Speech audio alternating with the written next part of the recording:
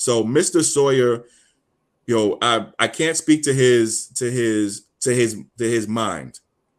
I don't read people's minds. But what I can look at is what they do. And they say actions speak louder than words. And the way that he's acting here, the things that he has done here is not the way that we get to reparations. This is not the way to make this task force successful. This is not the way to make sure that we actually get the kind of repair that Black folks who descend from U.S. slavery in this state actually need. This actually exposes us to risk. This actually exposes us to danger. This actually could weaken the reparations process. And that's why we want the governor to veto this bill.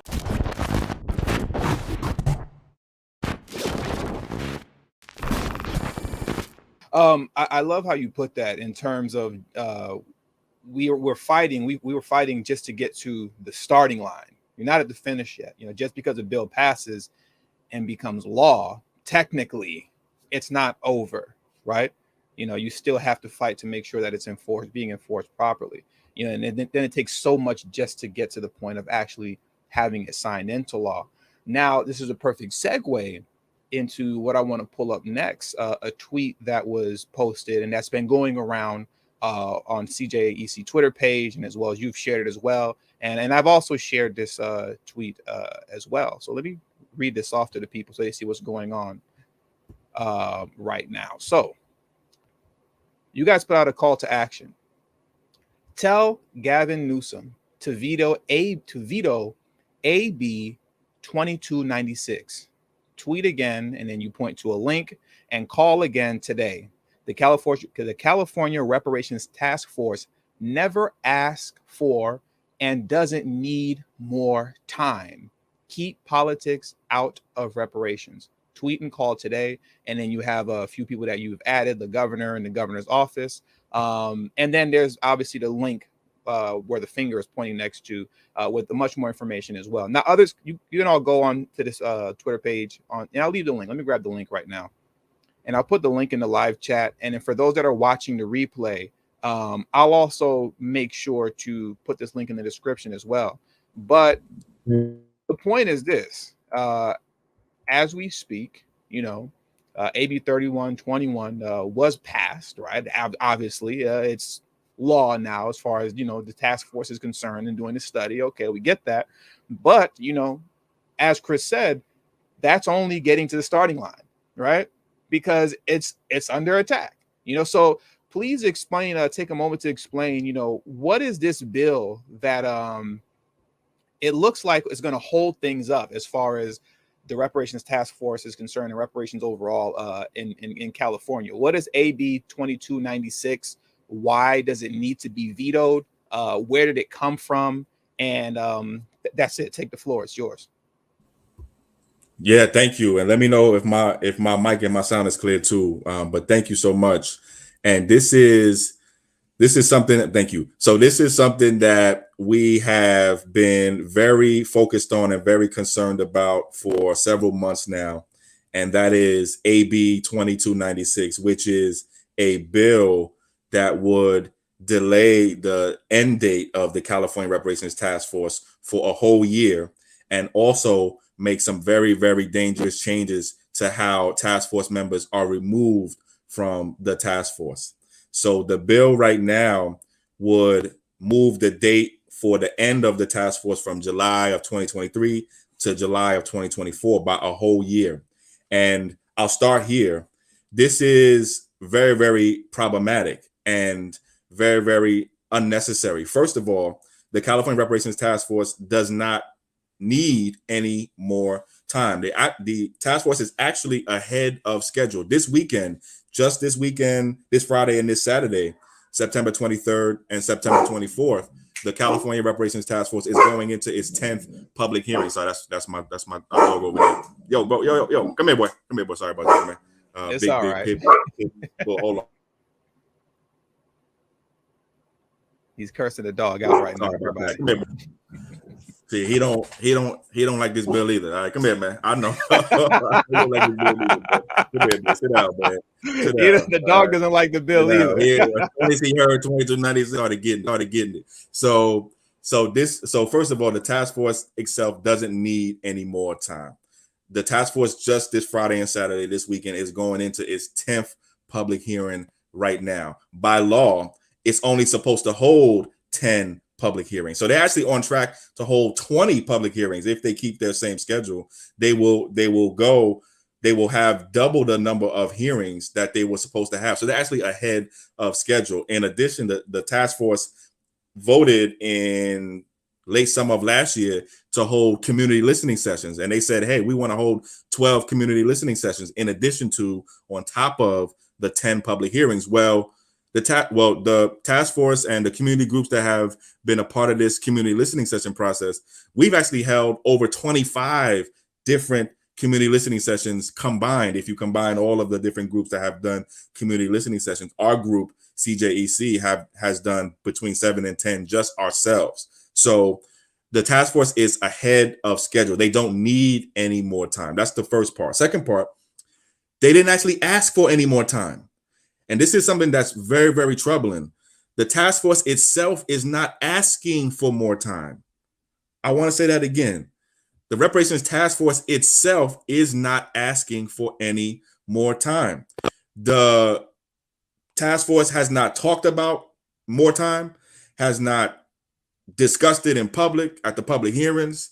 There has been no statement from the task force, from the chair, vice chair, from the task force as a whole saying, hey, state government, we need more time. So the task force itself is not asking for more time. And this is to the other part of your question, which is where does this come from? This is relevant here. This is actually the product. This bill is actually the result of one of the task force members who is a sitting legislator. This is Assembly Member Reggie Jones-Sawyer, who took it upon himself to introduce this bill and not talk to any of the task force members about it. As a matter of fact, the task force members that we talked to, which is a majority of them, they didn't even know about this until we told them. They didn't know about this until we told them. Almost every single one that we talked to, and we talked to a majority of the task force members, and we reached out for months to talk to Mr. Jones-Sawyer too, who has not been able to take the meeting with us. So we have talked to every single task force member that we could, which is a majority of them, and nobody knew about it except for when we told them. So again, the task force itself is not asking for more time.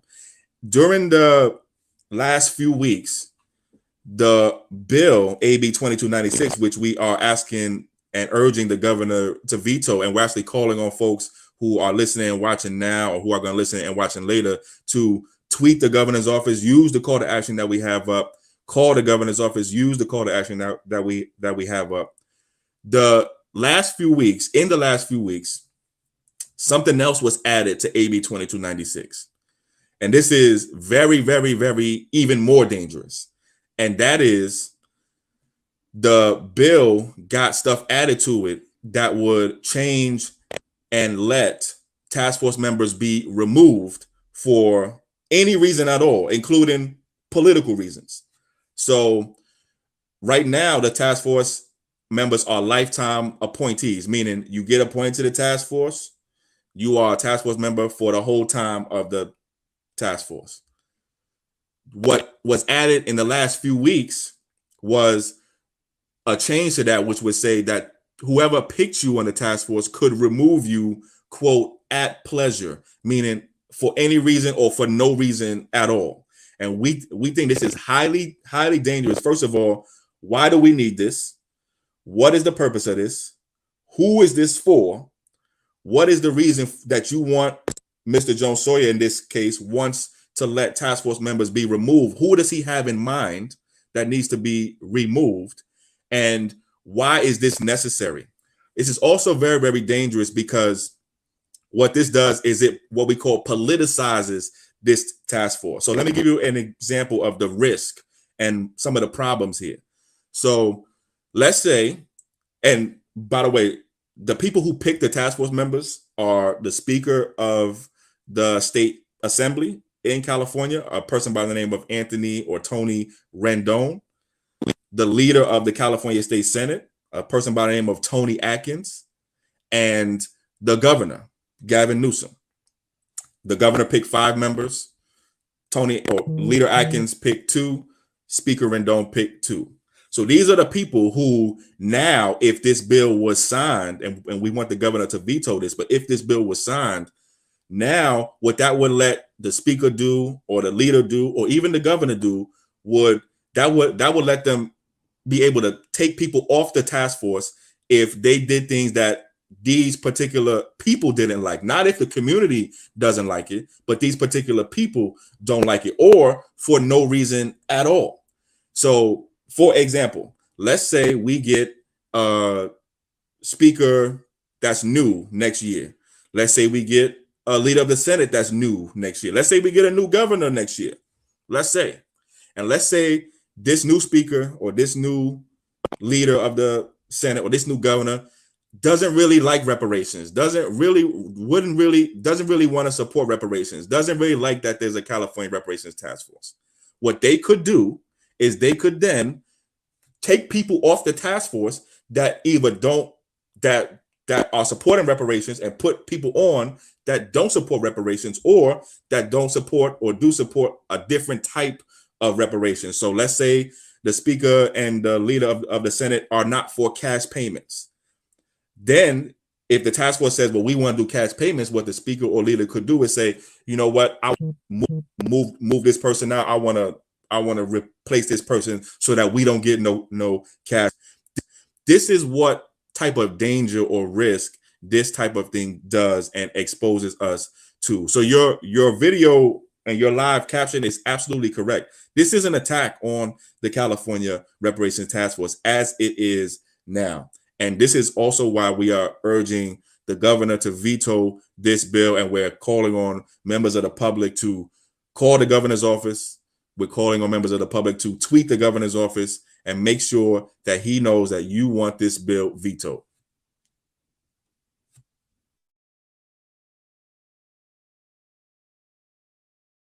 So I had the mic muted. This is the man that's attempting to destroy the task force, correct?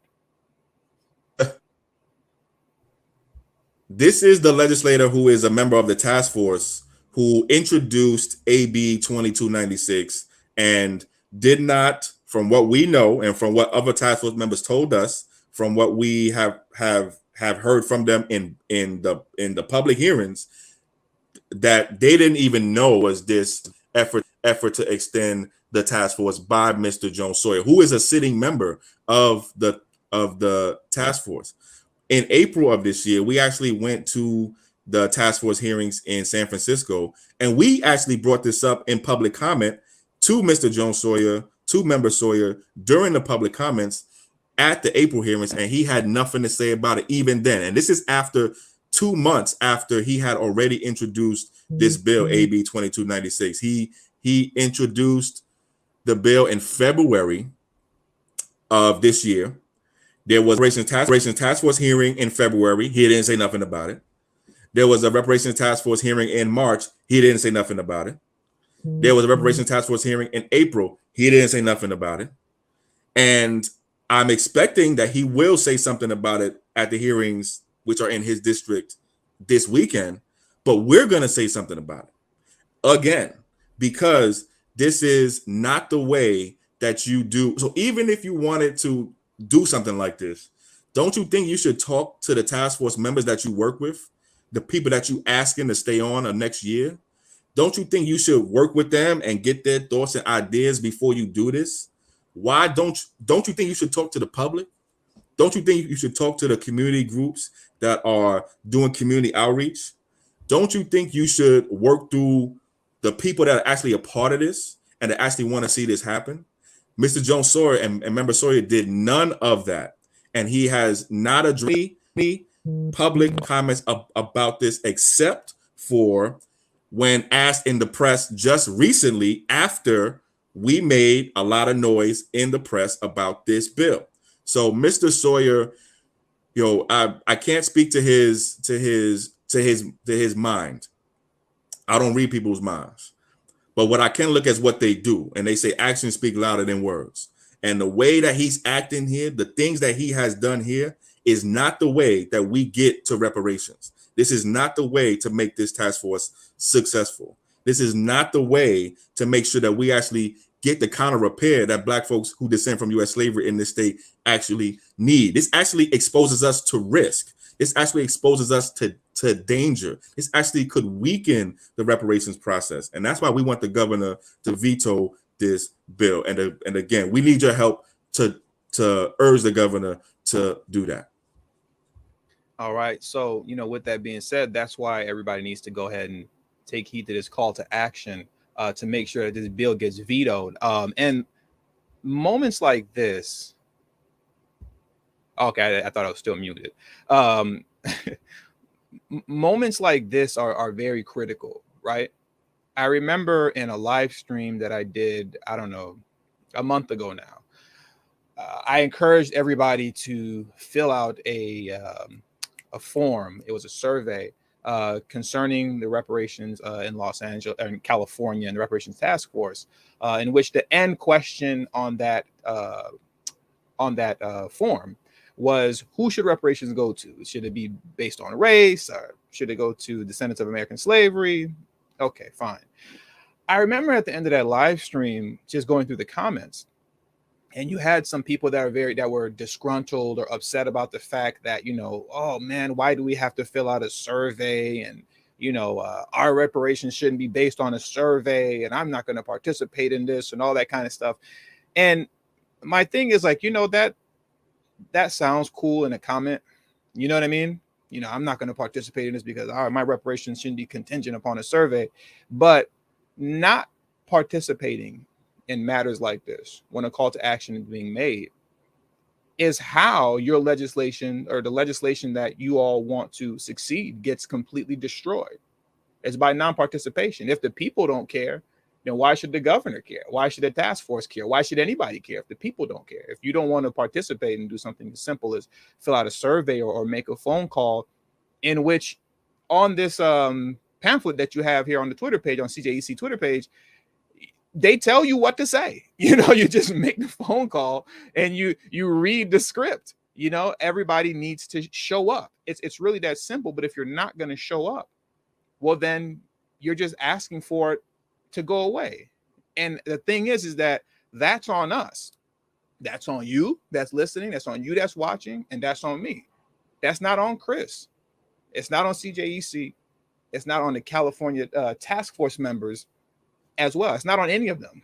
You're right. That's on us. If the people don't care, if we're not going to do what we need to do on our end, well, then if, this bill passes, and things go awry and go left, the way Chris says that it can go awry and go left, where people can just simply be plucked and removed from the task force and be deliberately sabotaged by placing people in there who are doing things knowing that they're going to destroy the bill. If we're not going to participate in making sure that this doesn't happen by taking these surveys and making these phone calls, at the end of the day, as the saying goes, you get the politics you deserve, right? So you're getting what you deserve at that point, So go ahead, Chris. What do you want to say? Yeah, no, I want to, and this is a theme that I think we've been touching on even when we started the conversation around the data disaggregation and SB 189 Section 14 that was signed into law by the governor, and we thank the governor for that.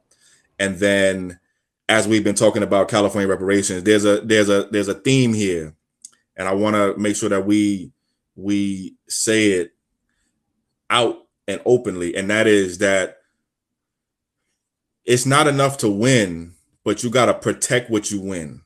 And it's something that we have been learning and also doing as we've been having these legislative victories over the past, let's say, 2 to 3 years to get AB 3121, the law that created the country's first state reparations task force, actually done. That was a big deal. That was a win. To get SB 189 Section 14 done, that makes California the first state to start to delineate, that was a win. But that's just one part of it. The other part is you got to protect what you win. In politics, in legislation, in law, Black folks, we know this.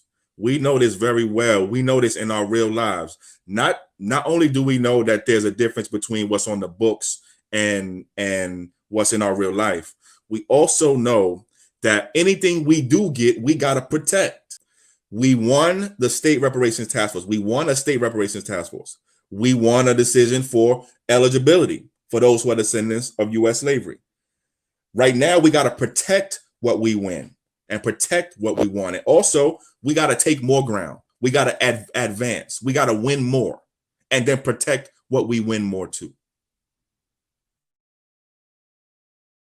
Exactly. And one of the ways, you know, as we round this conversation out, well, two things. I'll go back to what I said before. If ever you see any type of survey posted by me or posted by Chris or CJEC, or if I do a live stream and, you know, I say, hey, you know, this survey needs to be filled out concerning the California Reparations Task Force, it's not for ish and giggles. You know what I mean? Like you need to do it if you truly care about reparations and what's going on here in California. If you don't care, then okay. You know, but if you're somebody who fashions yourself as caring and you want these things to happen and all this kind of stuff, well, then you need to participate, right? Secondly, I've left the link in the live chat to this tweet. I'm going to leave it again. Make sure you go to this tweet. I left the link in the live chat. If you're watching the replay, I will also leave it in the description box and pinned in the comment section below. Go there and make sure that you voice that you want this bill vetoed. Okay. And like I said on the pamphlet, when you call, they give you a script, right? They tell you what to say. So if you're nervous about, oh, I don't know what to say, or I don't like talking and I don't like these things, you just read the script and that's the end of it, right? So these are the things that you can do. You have to show that you actually care, and it has to show that there's numbers behind the support for you know, reparations in California. But lastly, to round this conversation out, and I'll pull this up on the screen, this Friday and Saturday, there is going to be, let's wait for this to load up, a California Reparations Task Force public hearing, okay? And at that public hearing, I would assume that Reggie Jones-Sawyer is going to be there. I would assume he's going to be there, right? So it's moments like in his district. it's in his district, right? So it's moments like these, you know, where people got to show up.